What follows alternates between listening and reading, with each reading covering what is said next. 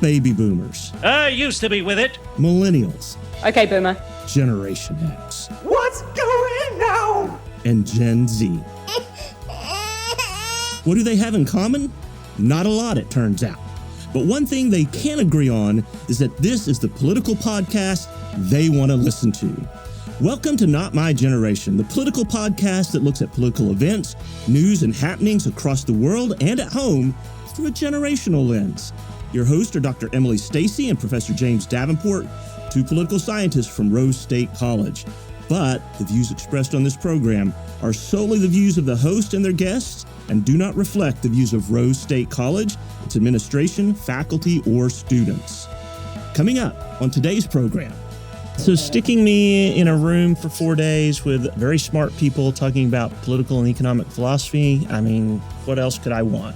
Things can be very divisive and very difficult. We can make it through as a country, and that's where I'm trying to put my energy into looking at the future. I was not expecting all 34 counties to roll in back to back to back like that. The utility rates are already going through the roof in Oklahoma. Do we really want to extend that? You're inviting the wrong guest, James. And now, here are James and Emily. Good morning, Emily. That was a little bit peppier than the first take. I will take it this morning. However, I like the tempered nature. Yeah, we're getting better. It's kind of a cloudy day. Yeah. Can't be too exuberant, right? Okay. I don't know, man.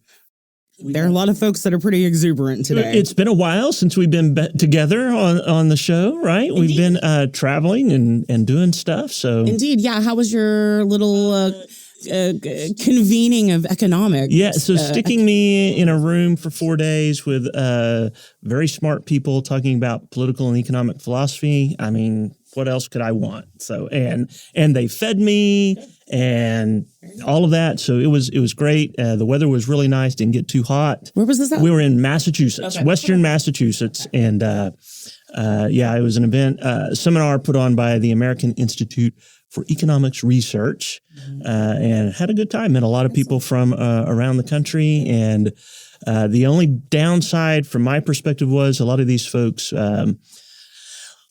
if not smarter than me, were simply their minds were a little bit younger and more fresh and more attuned to some of the material that we were asked to cover before we got there. So, that's about as good as you're going to get, right? That's about as humble as James Davenport gets right there. I'm telling you, these folks were something else. But yeah, yes. And I was in Austin the week before that at Austin Community College, the Highland campus with the Great Questions Foundation. So I was lucky enough to be a part of their first cohort.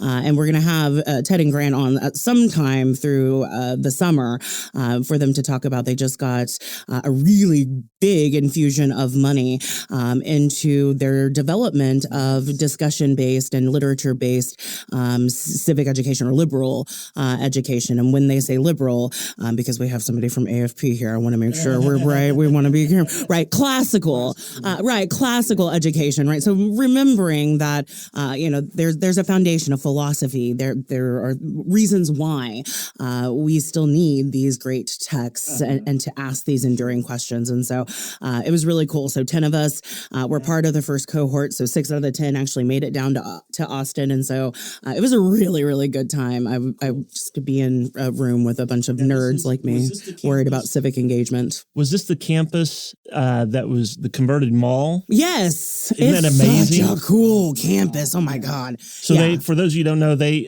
in Austin, Austin Community College took over basically an abandoned mall and converted it into one of their campuses, and it is I'm just saying, a remarkable Shepherd facility. Mall is still kind of empty, Rose State College. I'm just saying, really, it is. It's the coolest campus I've seen in a long time. Just the use of an abandoned building like that and the students obviously loved it. The way that they converted it to make these big student spaces, huge staircases, big pillows, just lofty and airy, just like a mall would be, right? You would expect in Texas, but now made for education. Really, really cool. So, we'll have Ted and Grant on later this summer to discuss some of their future endeavors. They're going nationwide with this Teagle Foundation grant and expanding their program into some other states. So I'm really excited about it. I'm going to be on their advisory committee. I should probably conflict of interest, right? For the curriculum development. So anyway, right. Yay. So anyway. And we got some great guests on the program today, right? So we've got Dr. Bradley Moore, who's the Deputy State Director for Americans for Prosperity. And then we also have Andy Moore, who is involved, has the Let's Fix This and the Let's Pod This podcast, which both you and I have had the fortune of being on. Andy's the homie, dude. I'm hoping he didn't get a lot of grief from having, this kind of rabid. You for sure. I'm awesome on the show, but I thought it went very well. I don't know about anybody else. Right. And the OK Civic Learning Coalition as well, that does great work across the state. And we love having Andy around.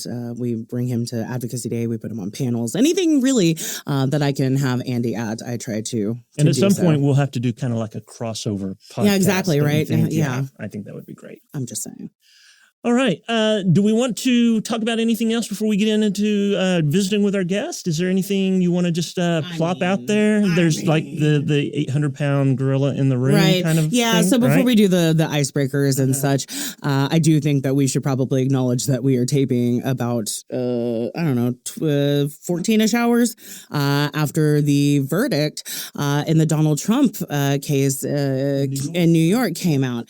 And I will tell you, so my daughter is sick, and so we have been just kind of chilling in bed most of the week. She's got strep throat, which is a good time had by everybody. So we were kind of watching cartoons, and I'm scrolling through Twitter, and I see, the jury's back. I was just like, okay, hang on. Here's the phone, kid.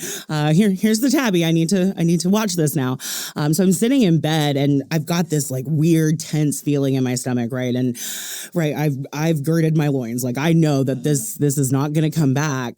I just know, right? There's going to be acquittal. It's going to be, no charges. And so as they start to report, and of course I'm watching MSNBC, which is notoriously awful at live reporting things. And I'm sure maybe Andy was probably watching it too. So Ari Melber is trying to keep up with, and they're listening to the reporter in the room or the producer, who's actually in the courtroom, as they're checking off boxes on the guilty counts. And so they're about 10 charges behind their actual ticker that they have on the screen. And so he's on 10 and the ticker's on 20. And so I'm just like, oh my God, this is chaotic. I must say, and there have been some statistics that have come out. I was shocked as a political scientist, as a political human being, as somebody who lives and breathes this stuff. Like I said, kind of girded myself expecting maybe a mix of charges, maybe guilty, not guilty on some. I was not expecting all 34 counts just to roll in back to back to back like that. Just the way that this case has been framed, right? This has been the weakest one. Everybody has argued, the legal analysts, politicians, Trump himself, has argued that this case specifically has been the weakest one. In terms of proving intent, right? So I think that I was really prepared for this to not be what a lot of liberal Twitter, that I follow, and I follow both sides, but liberal Twitter is very vicious and petty sometimes, and so they were all right. They were ready to burn him at the stake, right? Lock him up. I was just not ready to go there yet. It was just, I don't know. It took a lot of mental gymnastics to kind of watch all of that happen, and I don't know. What did you think? I was very surprised that two things, like you said, all of the charges came back with guilty verdicts, and it came back so quickly. I really thought this was going to take 9.5 hours or so. I really thought this was going to take a while before they came to any conclusion. And let me just, my take on this was probably going to be somewhat weird. Go figure. I firmly believe Trump did everything that he was accused of doing. I was just never convinced that the case had been made that it was all as illegal as the prosecutor was trying to make it out to be. Okay. So I was very surprised, like we said, that all 30 some charges received guilty verdicts. I am sure Trump's attorneys, if they haven't already, will be filing appeals, and this will drag out and that kind of thing. So we'll figure out what the final resolution is. But yes, no, I was at my desk. I got a pop-up from one of my news outlets that I get emails from, breaking news, and then Trump is convicted. And I'm like, wow, that didn't take very long and was pretty condemning. So I guess the question now is, does the Republican Party do anything about this? I don't know. I don't know that this damages his ability to gain the nomination from the Republican Party at this point. He may not be there for the nomination. At the convention. We've had people run for president from sitting in jail before, so it wouldn't be the first time. And this isn't the only trial going on. Now, I don't know if he'll be in court before Election Day. They're doing their best to drag out some of these other trials, so I don't know how that's going to play out. I'm certainly not an attorney. Andy's an attorney. You play one on TV? You're not? No, not yet. Oh, well, my appreciation for you just went up. I shouldn't say that. I love attorneys, but you couldn't see my hard eye roll. Before we bring in the guest opinion, and I definitely want to hear what both of you have to say. So the stats that I was referencing, so 46 to 30 plurality of independents and 61 to 21% majority of Republicans nationwide thought Trump would not be convicted. So nationwide, a total of 36% of voters expected a conviction. Right. So that is. So everybody's I was not the clearly I was not the only one shocked by this.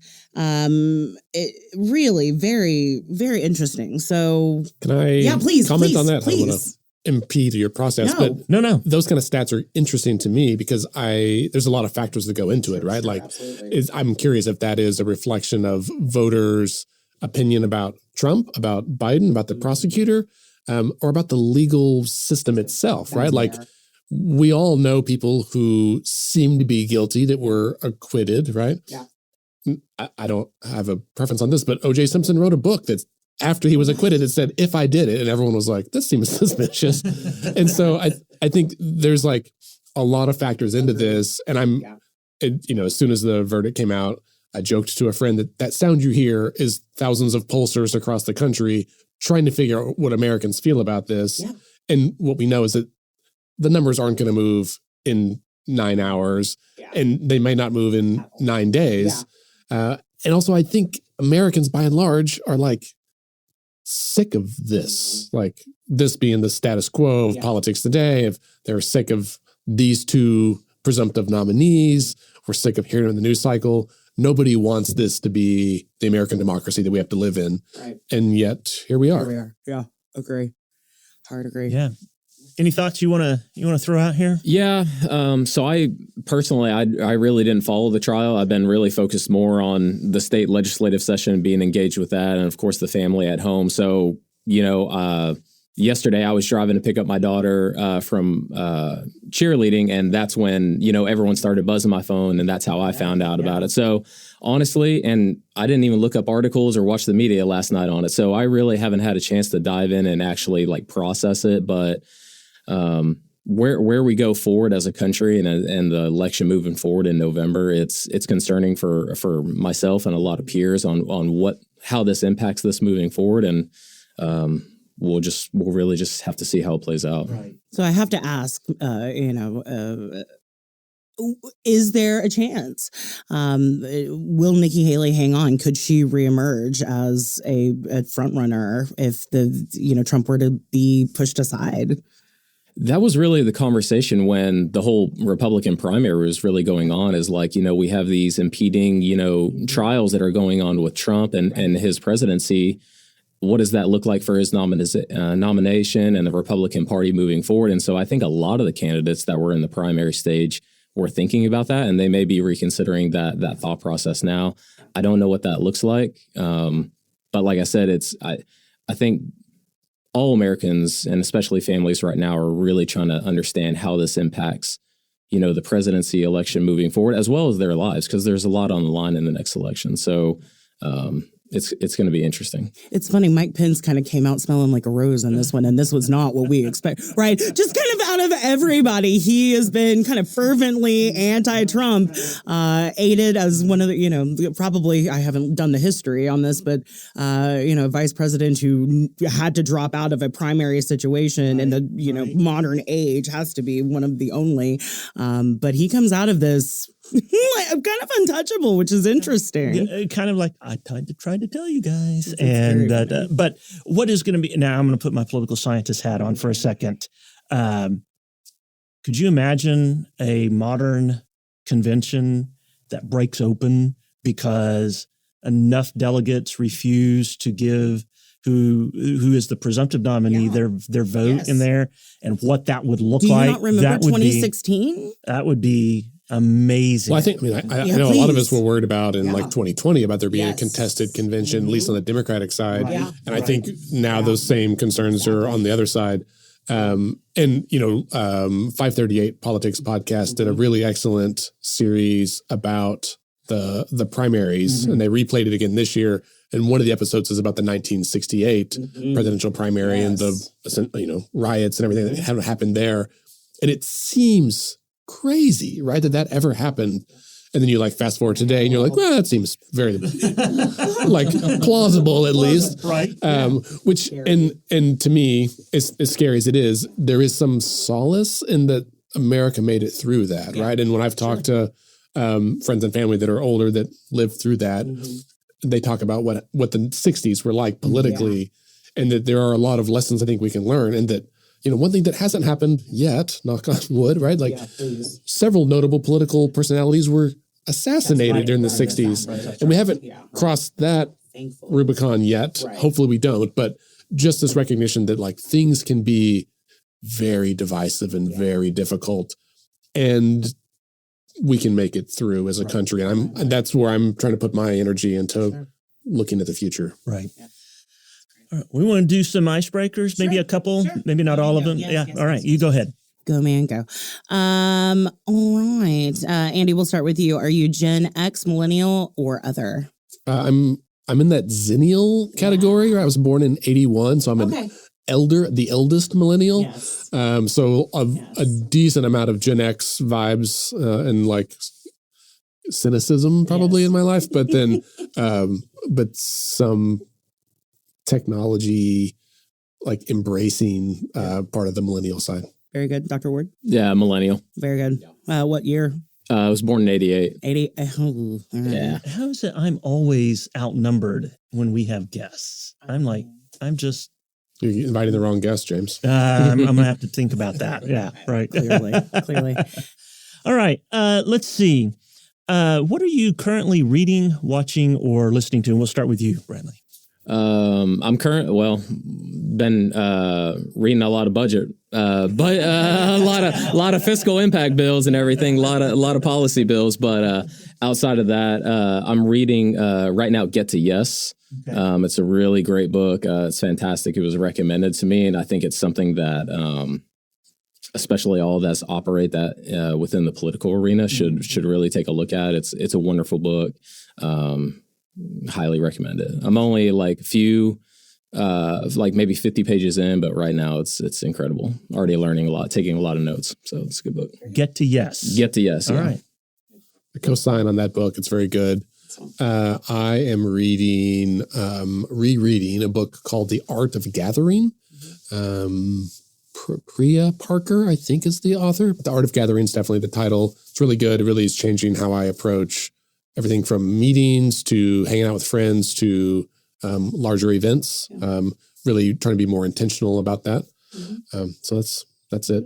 And then, did you guys listening to? Was that one? Yeah, if you want to, throw it out there. I just finished this podcast and I've told everybody about it, and hopefully I know Emily will appreciate this, but it's called 60 Songs That Explain the 90s. Yes. He did 120 episodes because you can't boil it down. But if you at all appreciate 90s music of any genre, and if you just remember the 90s at all, it was fascinating. Even artists that I don't care about, it was a really fascinating trip down memory lane. And I learned a ton about musicians, just fascinating stuff that my wife is completely sick of me talking about it. Thankfully, I finished it all, but highly recommend. Excellent. Awesome. Yay. Awesome. What's your favorite social media platform, Andy? I don't have one anymore, Emily. I used to love Twitter. Me too. Like I'm circa an addict. 2014, 2015, Twitter was extremely useful, particularly in state politics. When I started Let's Fix This in 2016, Facebook and Twitter were really how it started. And back then we could be at the Capitol, like in the gallery, tweeting with, House members on the floor about the budget, and they would respond. And we had this, it was very open and dialogue and like collegial. And then somebody bought the platform and it went a different direction. And it's just not as useful now. So I don't know. I use Instagram mostly, but it's not the same. Boo, I agree. It will always be Twitter to me. Anyway, I've got thoughts on this. I won't get on my soapbox. Dr. Ward, social media? Yeah, Twitter is mainly just within my position and what we do. I think we have to follow state and federal politics. It's the digital public square where everything gets, instantaneous news and everything. So it's easy to keep up and stay engaged and formed. So, yeah. And none of us called it X. Just for Yes, the yeah. I will never submit to I him. had always said I wasn't going to call it X until they actually changed the URL.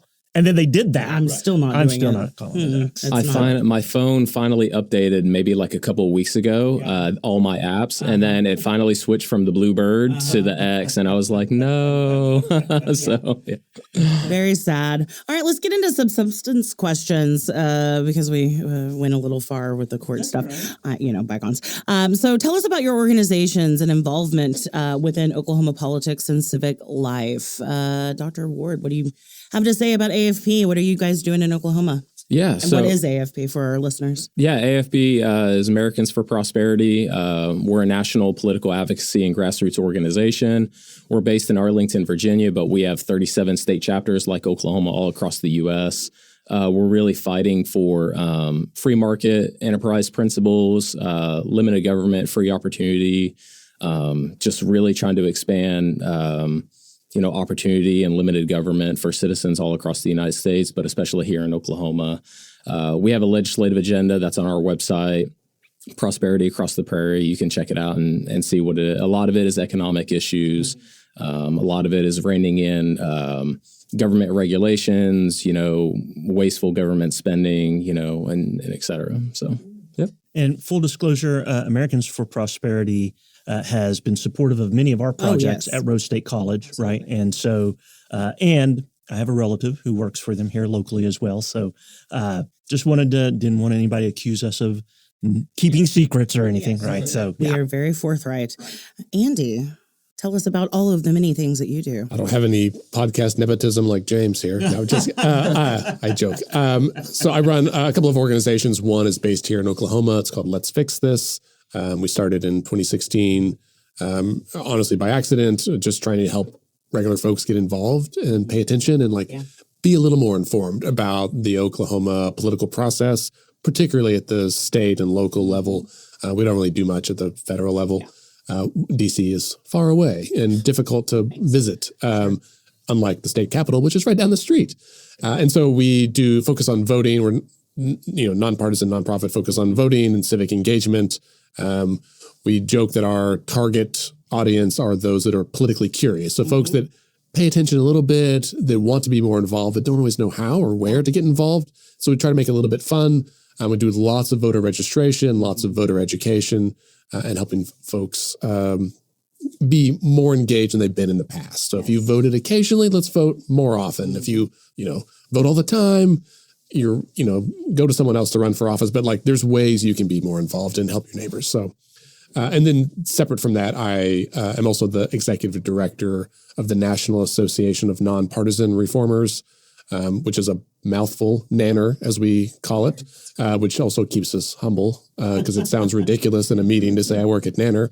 But we're a trade association for the many, many groups around the country working on what we've referred to as structural electoral reform. So things like open primaries, alternative voting methods like ranked choice voting or approval voting and some others, campaign finance reform, kind of anti-corruption, anti-gerrymandering, those kinds of issues.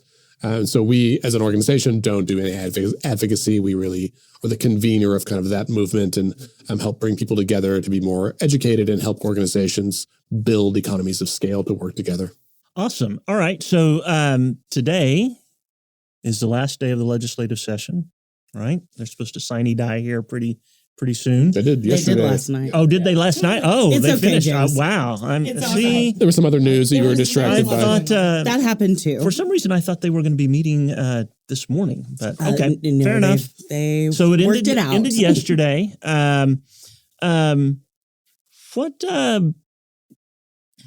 How would you rate the session? What do you think was that you thought was good about it? What was bad? Give it a scorecard if you would. Are you looking at me? I'm looking at you. I was hoping that he would go first. Man, every session is a mixed bag. And depending on what are the issues that you care about the most is really going to depend how you score that. I think legislative sessions in election years are more difficult. This year was really interesting because we have so many members of leadership terming out. So, Speaker McCall, Majority Leader John Eccles, Pro Tem Treat, like you've got a lot, and there's several others, but those are the three names that I think come up most often. With all of them leaving, I think McBride's terming out too, or does he have a couple more years? No, McBride's out turned too. out too. That's right. So A and B chair in the House. So there's a lot of institutional knowledge, a lot of folks that have had their hand on the lever for a long time. McCall's been Speaker for a long time. Yeah. And so that, I think, leaves a lot of unanswered questions about the future. And also, then it leaves a lot of room for speculation about those individuals' future electoral pursuits. And so how that colors what bills were heard or authored or goes through. So I don't know. Giving it a letter grade, James, is really difficult. On the whole, I think the issues that I personally care about and a lot of our allies care about took a big hit. So my rating is not very high. I'd give it a C- if I had to. I don't know. Yeah. It was a good session for AFP. It was very productive as far as our legislative agenda. We accomplished a lot. We had defended a lot.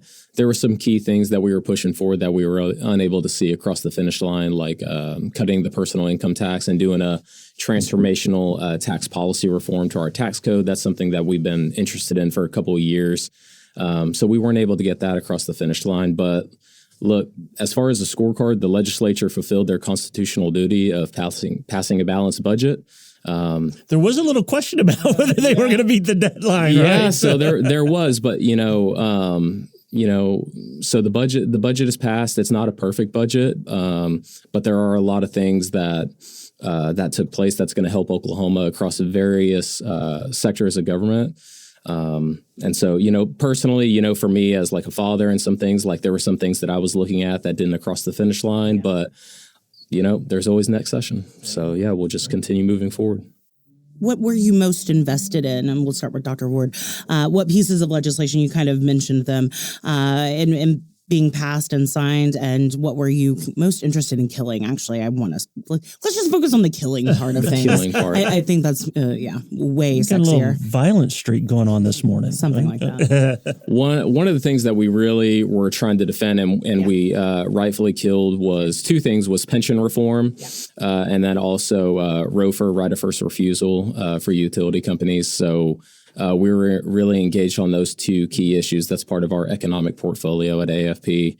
And so where we are is like the physical health, the reason why we can do, grocery tax, and we can expand education. We can put $25 million into the funding formula. The reason why we can have $4.8 billion in savings is because we have a healthy pension system.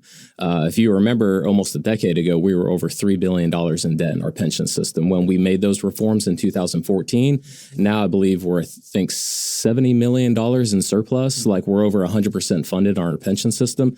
That's really important to the overall fiscal health of our economy and our state government and our overall budget. So when there were opportunities that arised in the legislature to dial us and revert us back to our original pension system that previously got us in debt, it was just not a good picture, moving forward for Oklahoma. So we were really happy to be a part of those conversations and help kill that within Senate committee. So. Can I ask about the right of first refusal? I heard a little bit about this and was not intimately involved, but thought it was somewhat interesting. So can you talk just a little bit about that? Yeah. So right of first refusal, it's essentially, it's based off the way the legislation was written. I think it's House Bill 4049, if I got that wrong. But it's essentially saying like, if a project is over a certain kilowatt, the state law would allow the utility company to expand, to basically had like a monopoly over building transmission lines and projects without going through the regulatory process with like the Corporation Commission, et cetera. And that violates tenets of our free market society and principles. We really don't want to expand and create a monopoly for any company, let alone utilities. Utility rates are already going through the roof. We're a grassroots organization. We're knocking doors every day. Even currently this moment, probably the number one thing we hear other than taxes is actually utility rates going up. In this and state so particular. if you actually look at states that have implemented ROFR, like Alabama and et cetera, since they implemented ROFR laws that allows these monopoly laws to take place, their utility rates have gone up over 30, 35%, some as even high as 40. So it's like, utility rates are already going through the roof in Oklahoma. Do we really want to extend that? And so just from the, taking the emotion out of it, just from the data standpoint, we were like, no, this is not good policy for customers and ratepayers. Sure. So thank you. Yeah. For explaining that, because I like I said, I wasn't intimately involved but I had heard just a few things. So I appreciate the explanation. What about you? What were you interested in killing, Andy? Yeah, well, I would sort of add on to that last bit that it's a good example of policy that definitely affects people's lives that we don't ever know about, right? That like you might feel it if the reverse had happened and then be upset. But so it's tough, right, for any person to follow all this stuff. I heard about it too, but didn't follow it. And I'm like, oh, now I'm glad to know. Exactly. Thank you for your advocacy, AFP. I can tell somebody else about it. For me, I think we're looking at wins, especially, right? So the Oklahoma Survivor Justice Act that the Appleseed Foundation was pushing was a big win. It was a bill that adds some protections for individuals who are victims of domestic violence, where that domestic violence that then essentially it's for individuals who are victims that might have then like committed, retaliated, and then in many cases been punished more severely than the original abuser. So it has to be where the abuse played a role in the subsequent crime. It was vetoed initially. It passed overwhelmingly, I was going right? to say, it went on quite a journey for it was almost minute. unanimous through both chambers, and the governor vetoed it with a really weird veto message that involved like a algebraic equation, and then they came back, they made a tweak and got it passed through both chambers again, which is an enormous feat legislatively. It's really tough to have a bill die and to pass it again in the same session. That's unprecedented. So hats off to Colleen and the crew there that did really great work. And this is another bill that impacts people's lives. Maybe not everybody, not in the same way as like utility rates, but for those enough. In Oklahoma. deeply impacted. So it's a big deal. I also think on balance, the elimination of the state component of the grocery sales tax was a big deal because it does affect everybody. And while I may have my qualms or uncertainties about what the long-term implications are for the state budget, because we do need broad-based like tax reform in Oklahoma. Our tax system is bananas. But this as a standalone measure is good for everybody, right? Like I buy groceries, you buy groceries, we all buy groceries. We would like to save a little bit of money. And for individuals that have less resources, right? The groceries are a bigger chunk of their budget. And so this is a more proportionate savings there. So it's we'd say a progressive tax savings as opposed to a regressive one. And so I think that's a good news for everybody. Now, hopefully listeners know that still means there is still a tax on groceries, not the state piece. There's still the local piece. So it's not all of that. They're not tax-free. We can work on that, but that requires much broader tax reform. Absolutely. Yeah, well, the problem with getting rid of that other part is that's how our municipalities are funded in Oklahoma. And this goes back to the comment both of you made about broad-based tax reform and how we do that. I think the problem is, as we all know, we all say, yes, we need broad-based tax reform. How you define it, how I define it is going to be probably very different. And so can we find a way to do that if it doesn't make us all happy and says, at least it's better than what we're doing. Right. Yeah. Right. And I think the hard part is that it's all so intertwined, right? Like you have to have in some way, right, a completely clean slate where you let's erase all taxes and let's figure out where to levy them and then what that money goes towards. And even that is problematic because too often we say, we're going to add a 1 cent tax to this, and that money's going to go to this program. And then in 100 years, it's all out of whack, and we have to do it again. And so trying to be thoughtful about it is tough. Great grandkids are still paying for maps for kids. Right. Well, and this is something I bring up a lot, and I'm going to bring it up today as well. One thing that strikes me during budget discussions every year is that in the Oklahoma legislature, we almost only talk about the 1 year tax implications, right? As opposed to like at the federal level where the CBO scores stuff on like a 10-year horizon. And I think that I know there's all this like historical kind of stance or rhetoric that the legislature does not want to encumber future legislatures in any way. But often when we only talk about what happens in 1 year, it's like, oh, well, we could cut $250 million this year. Like that's fine. But when it's a recurring cut, then that's, $2.5 billion over 10 years if it was flat. And that hits different, as the kids say, right? Like that's a different consequence. On the reverse too, like something costs us, this is going to be this much more money. We're going to spend this much over 10 years. Well, we might be less inclined to cut or spend thinking big picture than we are about one little year, which is the same. When we do this in our household budget too, right? Like a cup of coffee today is not going to kill me. But if I think, I'm going to buy a cup of coffee every day for the next 10 years, like, okay, well, that's a lot of money. Maybe I should rein it in. And I don't totally understand why the legislature does that. So and this is from a data standpoint, this is what I look at. I look at the decisions that are made and, and how it impacts moving forward. So let's take a look at the last time the legislature cut personal income tax. It was in 2021. They cut 0.25% from 5 to 4.75, the current rate. Since that time, our state collections have our state historical income tax, even though we cut income tax, since that time, income tax is up 13%, sales tax is up 22%, labor force participation rate is up 3%.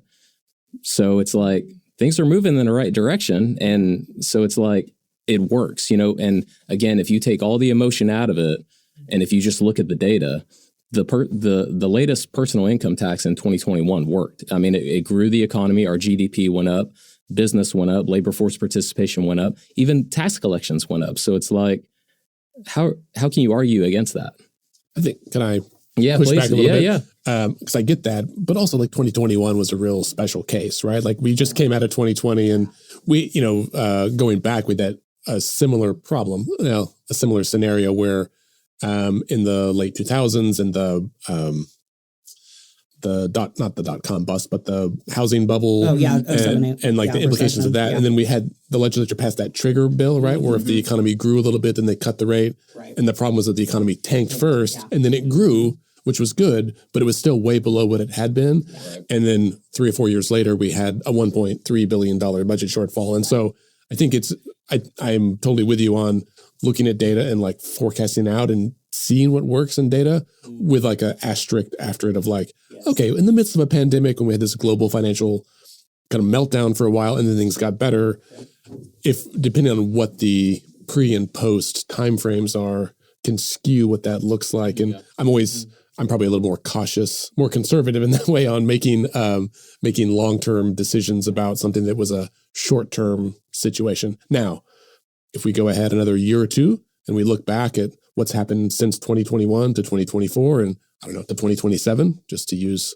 2-3 year chunks, and things are still going great, sure, that makes tons of sense. But right now I'm in that like hesitant period, is at least me personally. And I think that's why the legislature looked into this. They did a budget forecast with Loft and Moody Analytics, and they had the foresight to look at this, where are we currently at, and then forecast it based off different revenue projections.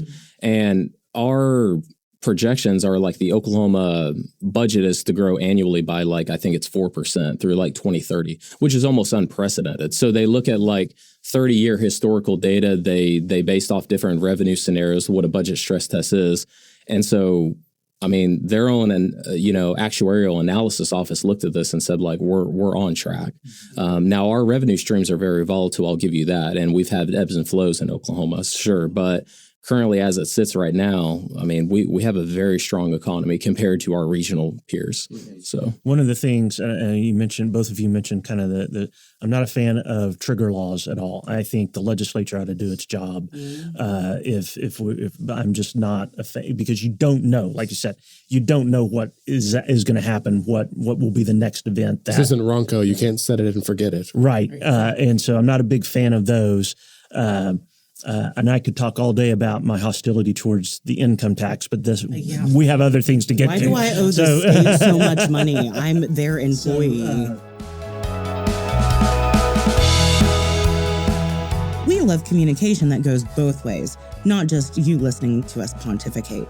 We would love to hear from our audience. If you have comments, suggestions, or would like to contact us about possibly being a guest on the show, please email notmygeneration@raider.rose.edu.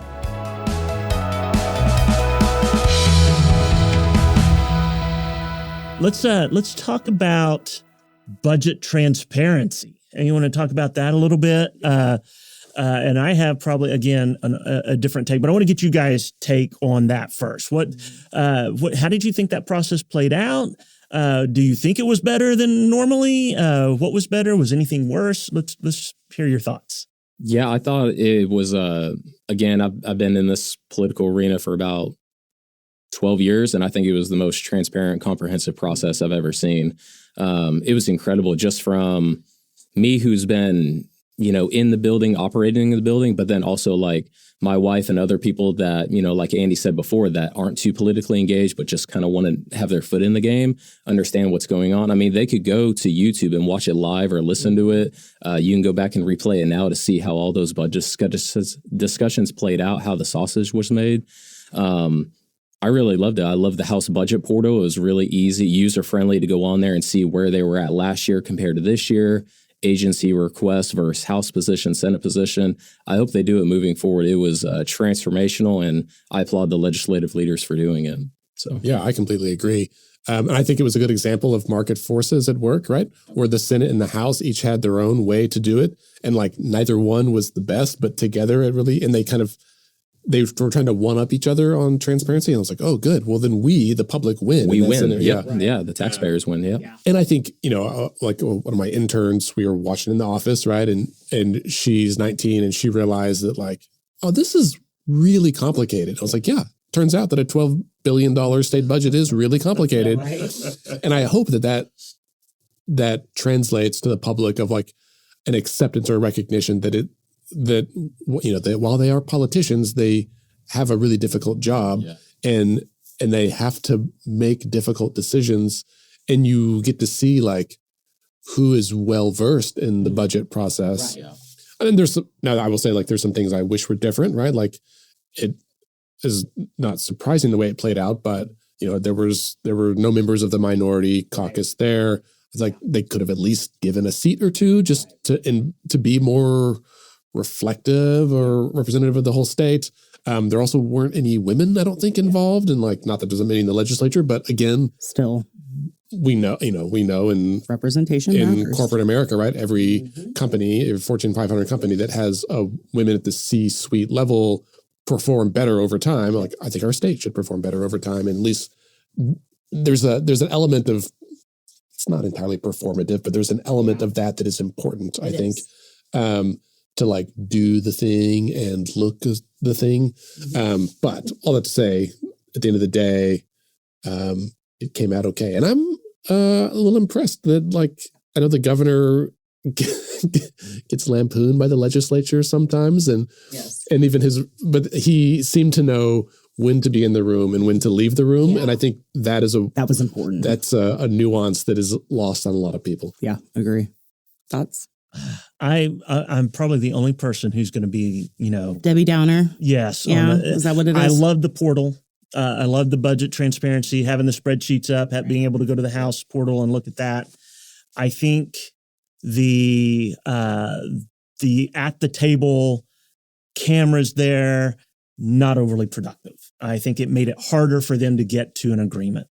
And at the end of the day, there are sometimes you need to be able to have conversations that aren't in front of people. And I think what we saw, especially early on, which I think it prolonged this, was a lot of positioning, a lot of grandstanding, the governor coming in, are you going to vote for a tax, decrease and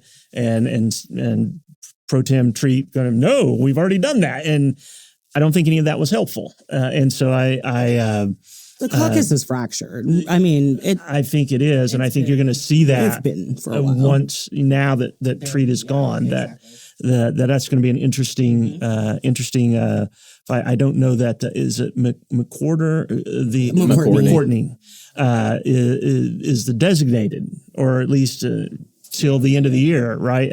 Pro tem.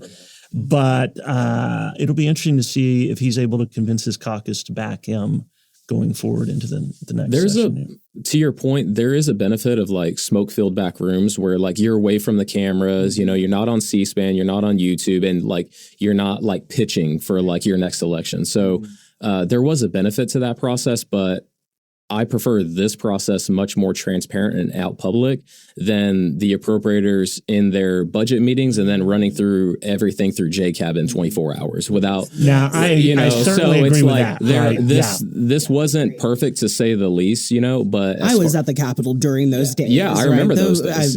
With Earl Sears running back and forth between the press room and singing Chantilly Lace to me. Honey, I was there and it was very insular.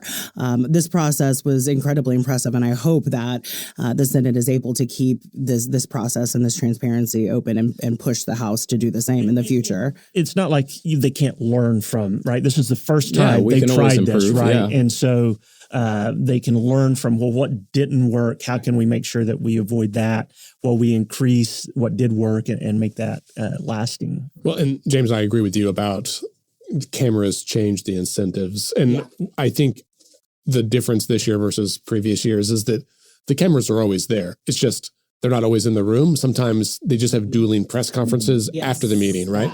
And so they're going to get in front of cameras when they need to and say the thing that they need to for those electoral political wins.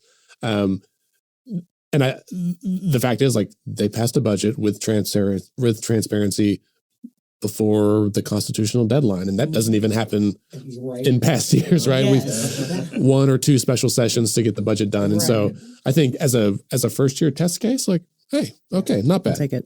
And just a reminder for listeners, but the budget process is it's a year-round process. Yes. Agencies are going to get their operating budget July 1, and then they have to submit their FY26 budget October 1 to OMS, and then the whole appropriation process goes forward. So and those meetings, those agency reviews and those budget reviews are public, but no one goes to them and no one watches them. And so it's if you want to be engaged, if you want to be engaged, look at it, get involved in the process because it is year round. Yes.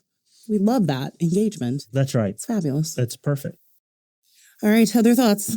What are you going to be working on this summer? What's going to be taking up your time and attention between now and, let's say, September, October? I think we operate on both the state and federal level. So I know I have a few upcoming meetings with our federal delegation, that some of the federal initiatives that we're working on. We're also going to take a close look at the political cycle on the state level to see what changes or what happens there. And then during the interim, we really want to continue, because this is a year-long process for us. We want to continue to stay engaged with members. We're a grassroots organization, so we go to districts, we speak with members, we speak with their constituents, what's important to you, and that helps forms our legislative agenda. What's really different about AFP is it's not top down. We actually get our legislative agenda from what constituents are saying on the door. When we, for income tax, we knocked over, I think it's close to 60,000 doors. That's why we know that income tax is important. That's why it's on our legislative agenda. A row for utility rates. We get those from the doorsteps. We don't get that from Virginia. So we're a really different organization, and that's what we're going to be doing this summer, is traveling across the state, town halls, chambers meeting, knocking on the doors, understanding where constituents are at, with new leadership coming in, hopefully speaking with them and their members, understanding where their head's at, and just seeing how we can move the state forward. So, yeah, I think for Let's Fix This, it's a similar answer. Actually, we also Grassroots and knock a lot of doors to find out what voters are, what they care about most and where they're at. And then also just it's election year, so lots of voter registration. We're really excited. This is probably the first place I've said it publicly, but we're working on a project with the Oklahoma County Jail to ensure that anyone who is eligible to vote and wants to, if they are currently being held at the jail, can still vote. We don't want anyone disenfranchised for their ability to vote. And so that's like it feels like a big project that should be really simple. I'm sure it'll be harder, as everything with the jail is, but just trying to make sure that people know about this. And, Oklahoma is very unlikely to play a role in the outcome of the presidential election, electoral college being what it is and our state what it is. And so anyone on any side of politics that feels grossed out by the presidential election, I get it. These are two very unpopular and likely nominees, but there's a lot of other stuff, state races, local county races that do matter.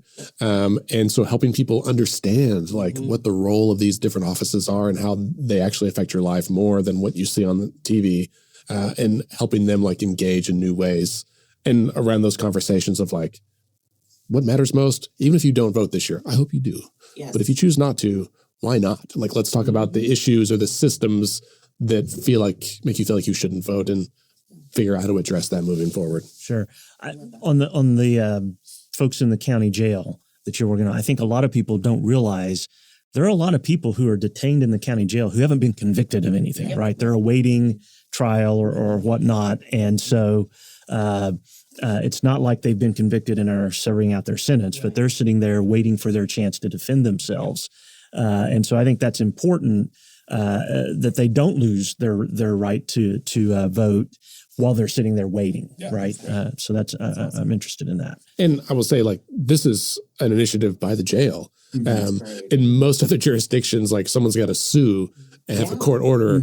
But the jail CEO said, hey, I want to make sure that, if you're arrested on Saturday and you're in the jail on election day and you want to vote, that there should be a mechanism that you are allowed to, and maybe it's not, that's a really short timeline and maybe it's not realistic, but there's a lot of folks who are in there for weeks or months, and we can kind of anticipate that they're going to be there and try to design systems that reach more and more people. And then, much like the budget process, we will build and improve in future years. Sure. Yeah, right. Absolutely. Yeah. That's great. Well, thank you both for joining us today. This has been really interesting, and glad to let you share more about your organizations and what you're doing, and get your thoughts on the budget and the process and transparency. This has been fantastic.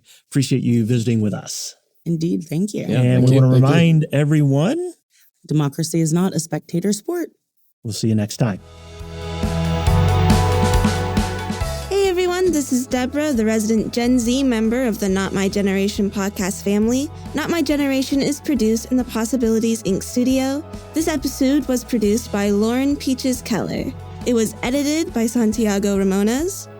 We'd love to hear your thoughts on today's episode. Send a voice memo to notmygeneration@raider.rose.edu, and you could hear your voice on an upcoming episode.